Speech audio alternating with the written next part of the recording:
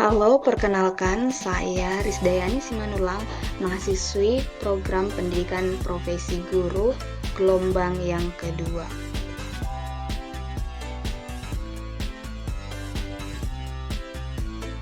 Setelah mempelajari topik ini, saya mendapatkan pemahaman baru bahwa naratif literasi merupakan suatu tulisan reflektif seorang penulis untuk menceritakan kisah dan perjalanan hidupnya dalam mengembangkan berbagai bentuk kecakapan dalam berliterasi seperti membaca, menulis, memirsa, menyimak, berbicara, dan menginterpretasi. Naratif literasi tidak perlu dibuat berlandaskan teori, namun berdasarkan eksplorasi dan pemaknaan terhadap aktivitas literasi yang dilaluinya. Melalui naratif literasi, seseorang dapat mendefinisikan dan mengenali hal-hal yang menjadi impian hidupnya sebagai individu maupun sebagai anggota masyarakat.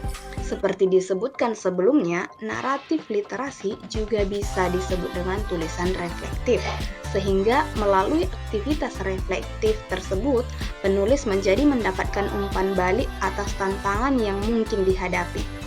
Dalam membuat naratif literasi, terdapat fitur utama atau bisa juga dikatakan sebagai syarat, yaitu cerita harus dinarasikan dengan baik melalui penceritaan kisah yang rinci dan memfokuskan pada satu topik yang dikuasai.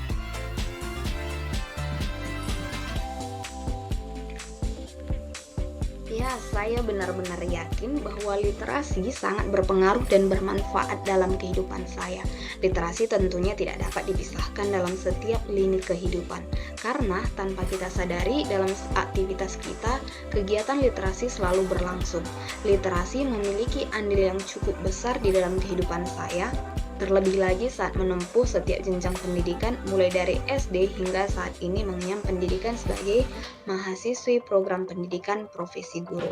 Tanpa adanya keterlibatan aktivitas literasi dalam hidup saya, pastinya akan sangat sulit menjalani pendidikan dan melakukan perbaikan atas hasil refleksi dari kegiatan yang telah dilakukan, karena refleksi sendiri merupakan bagian dari naratif literasi. Hal yang ingin saya lakukan untuk berkontribusi dalam membudayakan literasi, khususnya di lingkungan kelas, adalah dengan menjadi contoh dalam melakukan aktivitas literasi sehingga peserta didik meneladani kebiasaan tersebut. Hal lain yang akan saya lakukan adalah dengan membiasakan melakukan kegiatan literasi dalam aktivitas pembelajaran dan melakukan pengecekan secara terstruktur dan terukur atas kegiatan literasi tersebut. Selain itu, mendorong semangat peserta didik untuk memperkaya ruangan kelas dengan artikel, poster, dan karya sastra yang ditempelkan pada majalah dinding kelas maupun dinding kelas. Demikian jawaban saya atas pertanyaan refleksi dari topik kelima, pengembangan kecakapan literasi. Terima kasih.